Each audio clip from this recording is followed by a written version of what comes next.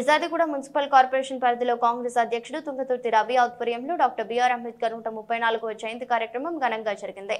మాట్లాడుతూ రాజ్యాంగం ద్వారా బడుగు బలహీన వర్గాలకు స్వేచ్ఛ స్వాతంత్రాన్ని అందించిన గొప్ప నేత డాక్టర్ బిఆర్ అంబేద్కర్ తన కలంతో భారత రాజ్యాంగాన్ని రచించి బడుగు బలహీన వర్గాలకు స్వేచ్ఛ స్వాతంత్రాన్ని అందించిన గొప్ప నేత అని కొనియాడారు. మాజీ గ్రంథాలయ chairman Darga Dayakar Reddy, legal cell chairman Vangeti Prabhakar Reddy, మాజీ కార్పొరేటర్లు, కంటెస్టెడ్ కార్పొరేటర్లు, గణేష్ నగర్ కాలనీ ప్రెసిడెంట్ ఐలయ్య, మాజీ ప్రజా ప్రతినిధులు పాల్గొన్నారు.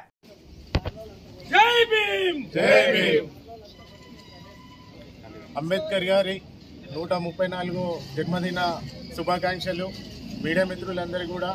అలాగే ఈరోజు మన రాజ్యాంగాన్ని నిర్మించి మనకు ఒక గ్రంథాన్ని ఇచ్చి పోయిన మహనీయుడు మన అంబేద్కర్ గారు.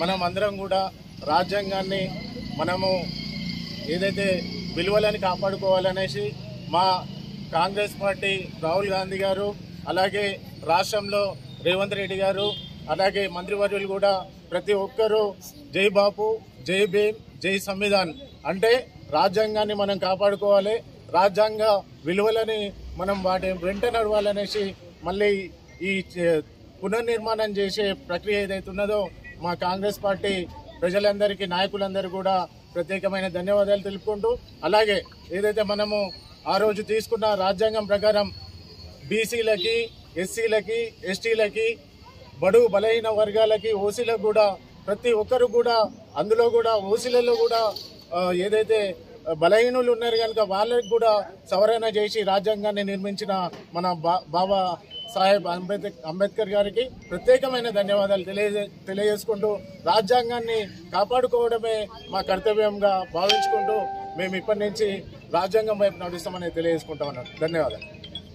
భారతరత్న డాక్టర్ బిఆర్ అంబేద్కర్ గారి 134వ జయంతి సందర్భంగా ఫిర్జాదిగూడ మున్సిపల్ కార్పొరేషన్ అధికారికంగా నిర్వహిస్తున్న కార్యక్రమానికి వచ్చిన ప్రతి ఒక్కరికి పేరు పేరున ఉద్యమ నమస్సులు తెలియజేస్తూ, మరి 134వ సంవత్సరం బాబాసాహెబ్ అంబేద్కర్ జయంతి కార్యక్రమాన్ని ప్రతి ఏటా నిర్వహిస్తూనే ఈ ఏటా అత్యంత ఘనంగా నిర్వహిస్తున్నటువంటి మరి ఉత్సవ కమిటీ నాయకులకు ప్రత్యేక ధన్యవాదాలు తెలియజేస్తున్నాను.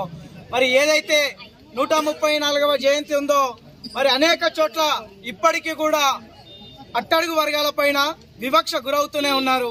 అణగారిన వర్గాల ప్రజల పట్ల అది రాజకీయ వివక్ష అయినా, అధికారిక వివక్ష అయినా, సామాజిక వివక్ష అయినా ఇంకా కొనసాగుతూనే ఉంది. అధికారం అంతా కొన్ని వర్గాల చేతులకి పోవడం వల్ల ఎక్కడ కూడా సమానత్వం కనబడతలేదు. ఇప్పటికైనా ఈ 134వ జయంతి సందర్భంగానైనా మరి ఆ మహనీయుల ఆశయాలను కొనసాగించాలంటే, బాబాసాహెబ్ అంబేద్కర్ కలలు కన్న సమసమాజ నిర్మాణం కోసం ప్రతి ఒక్కరు తోడ్పాటు అందించాలంటే, ఆ దిశగా అడుగులు వేయాలంటే ముందు మన నుంచి ఒక సంస్కరణ మొదలు కావాలి. ఆ సంస్కరణ రాజకీయ సంస్కరణ గాని, సామాజిక సంస్కరణ గాని, విద్యాపరమైన సంస్కరణ గాని, ఆ సంస్కరణలు వచ్చినప్పుడే, ప్రతి ఒక్కరు విద్యా వైపు అడుగులు వేసినప్పుడే, ఆ విద్యావంతుడు చైతన్యమైనప్పుడే ఆ బాబాసాహెబ్ అంబేద్కర్ కలలు కన్న సమసమాజ నిర్మాణం అప్పటి వరకు జరగదు. ఎప్పుడైతే విద్యార్థి చదువుకుంటాడో, ఉన్నతమైన విద్యావంతుడు అవుతాడో, అప్పుడే బాబాసాహెబ్ అంబేద్కర్ కలలు కన్న సమాజం నిర్మాణం అవుతుంది. ఆ దిశగా రాజకీయ నాయకులు కృషి చేయాలని, ఆ దిశగా సామాజికవేత్తలు కృషి చేయాలని, ఆ దిశగా సబ్బండ జాతుల వర్గాల నుంచి ఎదిగొచ్చినటువంటి ప్రతి ఒక్క మనిషి కృషి చేయాలని ఈ సందర్భంగా మీ అందరినీ విజ్ఞప్తి చేస్తూ, మరి 134వ జయంతి కార్యక్రమాన్ని ఇంత ఘనంగా నిర్వహించినటువంటి కమిటీ సభ్యులకు మరొకసారి పేరు పేరున సామాజిక ఉద్యమ నమస్సులు తెలియజేస్తున్నాను. జై భీమ్, జై సంవిధాన్, జై భారత్.